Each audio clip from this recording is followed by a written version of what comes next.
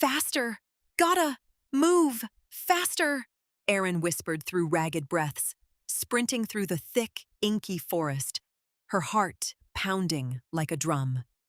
Leaves fell like silent rain, drifting through the air as she leaped into the safety of a nearby tree, escaping the open ground below. To think I'd be the one running for my life in this damned forest. If that isn't ironic, I don't know what is, she thought as she bounded from branch to branch like a shadow on the move. Then it came. A voice, laced with sorrow, drifting from every direction like a haunting melody. You won't escape. You could die here, Erin. She froze, her blood running cold. That voice was as familiar as her own, a voice she could never mistake for another. Her sister's voice. Shit! Erin whispered, halting mid-motion, heart pounding louder now in her chest. Why, Erin? Her sister asked, voice soft but edged with betrayal, resonating from the surrounding darkness. A pang of guilt gripped Erin's heart, tightening like a vice. She could only imagine the anguish her sister must be enduring. Erin's thoughts raced, her focus split between survival and the haunting voice echoing through the trees.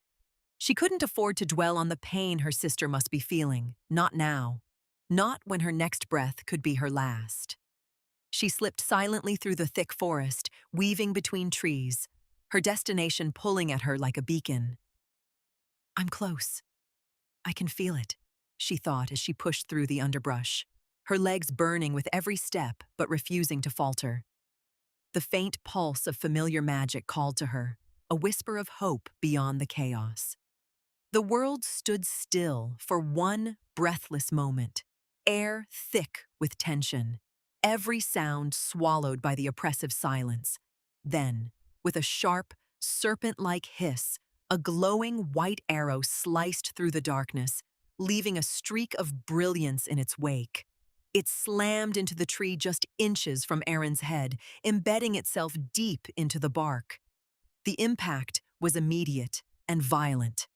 A high-pitched crack echoed through the forest as the bark splintered, blackening and disintegrating on contact with the arrow's radiant magic. The wood groaned, its life essence rapidly consumed, until the entire section of the tree began collapsing into fine gray ash. It crumbled in an eerie silence, disintegrating from the point of impact outward, as though eaten by invisible fire. The once solid trunk seemed to wither, the bark curling inward and splintering into dust, leaving only a skeletal remnant of what had been. The branches sagged under their own weight, then snapped, falling to the forest floor in brittle shards. Ash swirled like ghostly mist in the air, clinging to Erin's clothes and skin, marking her with the remnants of destruction. Erin stared at the disintegrating tree, her heart hammering in her chest. Her mind barely registered the arrow's hiss fading into the distance. A single moment, just a breath too late, and the arrow would have buried itself between her eyes, leaving her nothing more than scattered ash among the forest floor. The glow of the arrow's lingering magic flickered faintly in the pile of dust, a silent reminder of just how close death had come. She exhaled shakily, wiping the sweat from her brow, but her hands wouldn't stop trembling. The precision, the power, it could only mean one thing. Imani wasn't just trying to scare her. Last chance. The next one goes between your eyes.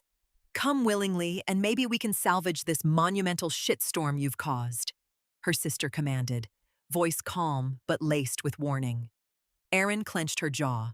She'd known from the start that the odds of leaving this forest alive were slim, especially in her condition. But failure wasn't an option. There was too much at stake. She would leave. She had to. Taking a deep breath, Erin reached into her pocket and pulled out a cloth-wrapped object, her hands trembling slightly. You leave me no choice, her sister whispered with a heavy sigh, sorrow bleeding through her words. I'll miss you, Erin. Despite everything that's happened, I do love you, dear sister. The forest suddenly lit with a blinding light, revealing Imani's figure among the shadows. Aaron turned to face her sister, a sad but resolute smile curling her lips. "I love you too, Imani," she whispered, "but I refuse to die here."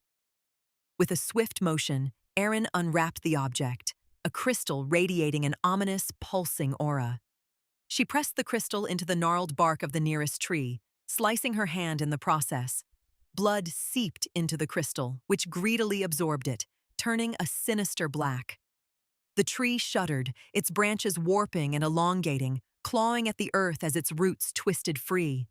In a grotesque display, it tore a gaping hole in space, ripping through the veil of Avarashar, a metaphysical boundary crafted by the god of eternity, Avarashar, to separate realms and conceal the hidden truths that lie beyond, preserving the fragile balance between worlds. "This is my only way out. If I'm already knocking on death's door, might as well break it the hell down," Aaron muttered, a bitter chuckle escaping her lips. Before her stood the wicked willow, a forbidden magic, a sentient tree capable of tearing open the boundary between realms. However, this power came at a cost. A blood contract with the wicked willow required a life crystal, a piece of the creator's very life, forged through a binding mana rule. Breaking this rule would mean a fate worse than death, the shattering of their mana core, leaving them forever severed from the flow of magic. Using it drained the summoner's life force with each use, feeding the ancient tree. It was an affront to Avarashar, the very god who forged the veil to keep realms divided. To rip through that barrier was to challenge the cosmic order itself, a dangerous gamble few would dare. Imani's eyes blazed with fury at the sight. "What have you done, Aaron? Have you lost your fucking mind? Summoning a wicked willow, here of all places? I won't allow this madness to continue," she roared, releasing the drawn arrow. A brilliant flash lit up the forest like a second sun the moment she fired. The arrow, wreathed in the divine flame of Ilios, the god of the sun their family worships, blazed forward, a bolt of pure sunfire moving at the speed of light, tearing through the air with unstoppable force. Aaron froze. There was no time to run, no time to dodge. But just before the arrow struck, a cloaked figure stepped into its path. With nothing but raw, physical strength, he caught it. The impact slammed into him like a meteor. His boots tore into the earth, his body jolting from the sheer force behind the projectile. Had he faltered, the arrow would have torn straight through him and into Aaron. But he didn't falter. He held it. Sunfire hissed violently against his flesh. His hands, locked around the burning arrow, began to crack and peel, glowing white-hot. The spot where the arrow had pierced his chest sizzled, the magic eating through him like acid made of light. Blood spilled from his lips as he let out a sharp cough. Then, with a grimace of effort, he ripped the arrow free from his body and tossed it aside, where it exploded harmlessly into the dirt.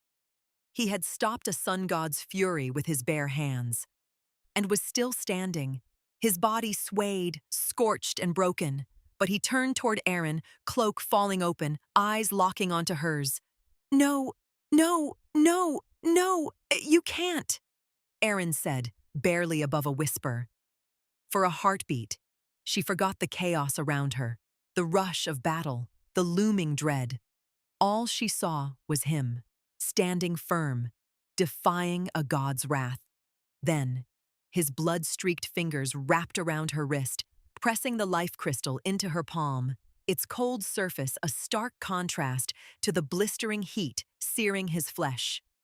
"You have to go," he whispered, his voice ragged.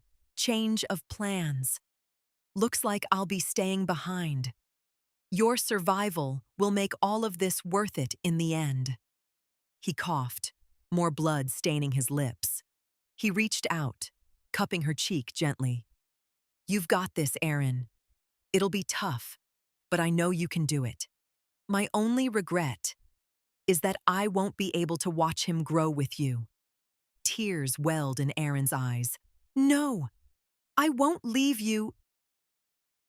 Before Aaron could protest, before she could even speak his name, the man summoned the last remnants of his strength. His bloodied hands trembled as he shoved her forward, forcing her through the tear in the veil. "No, wait!" she cried, reaching for him. But it was too late. The wicked willow, sensing that its summoner had crossed through the veil, began to recoil. Its gnarled limbs withdrew from the tree it had possessed, and the portal trembled, flickering. The edges curled inward like burning paper, the gateway collapsing in on itself. Aaron's heart raced as the veil shrieked as it twisted around her, each pulse a violent ripple through space itself, its edges crackling like splintering glass. She felt her very essence stretch and tear, pulled through the thin membrane between worlds, her protests lost in the void. Shadows clawed at her skin, and the air itself seemed to resist her passage, as if the universe itself sought to hold her back. She twisted in midair, just in time to see her. Imani stood behind him, silent, steady, bow drawn. Her arrow, burning with Ilios's fire, was aimed at the man who had just given everything to protect her, the man Aaron loved more than life itself. "Did either of you really think this would ever work?" Imani's voice dripped with venom. "That thing in your arms is an abomination. It cannot be allowed to live. No matter where you go, Aaron, we will find you. You can't run from this." Imani's gaze locked with her sister's through the closing veil. "One Asante Noctis is already far too many." Her voice wavered slightly. Aaron's heart shattered as her eyes met with Asante's one final time. His weak smile was full of love and sorrow. "They're afraid of what he'll become. Good. They should be," Asante thought. "Live," he whispered. Aaron watched, helpless, as Imani released the arrow. It punched through his skull with a sickening crack, divine fire exploding outward in a burst of white-hot radiance. The light consumed his final breath, his body collapsing in a heap, limbs crumpling like a puppet with its strings cut, the glow in his eyes fading to nothing. "Asante!" Aaron screamed, her voice breaking, raw and shattered, as the veil of Avarishar slammed shut, sealing her in a silence so absolute it felt like the world itself had stopped to mourn him. And then, from somewhere beyond the fading rift, a soft, trembling cry, fragile, new, and unmistakably alive.